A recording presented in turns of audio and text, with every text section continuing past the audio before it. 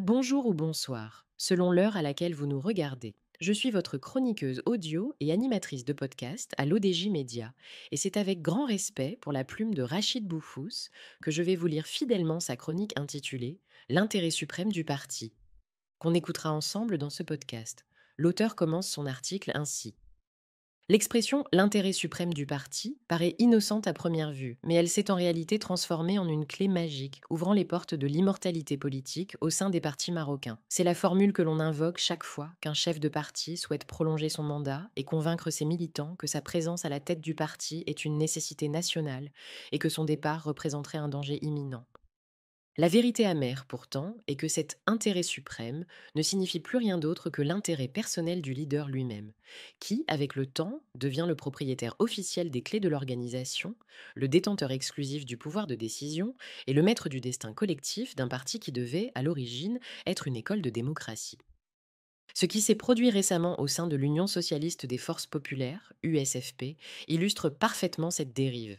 Après la tenue de son 12e congrès, le camarade Driss Largar est parvenu à faire adopter un amendement lui permettant d'exercer un quatrième mandat à la tête du parti, foulant aux pieds le principe démocratique sur lequel ce dernier s'était un jour fondé, à l'époque où il incarnait une véritable lumière de la pensée progressiste marocaine.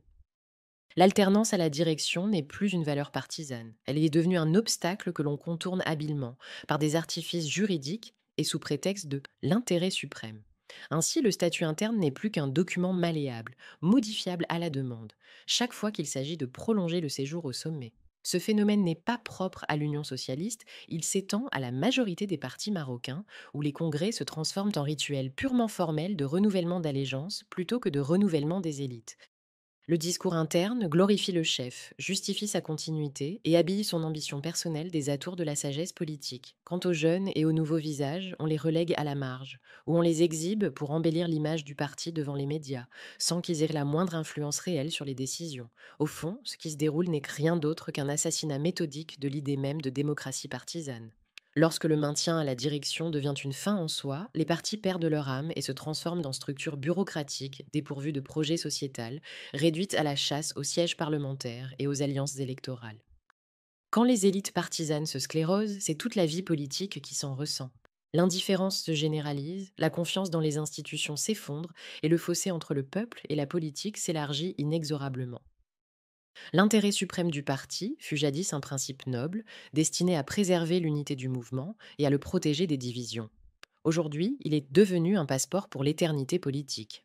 Le paradoxe, c'est que cet intérêt suprême n'exige en réalité qu'une seule chose, que le leader s'en aille lorsque son temps est révolu et qu'il laisse la place à une nouvelle génération de militants afin que le parti retrouve sa vitalité et que la nation retrouve son chemin vers une véritable démocratie.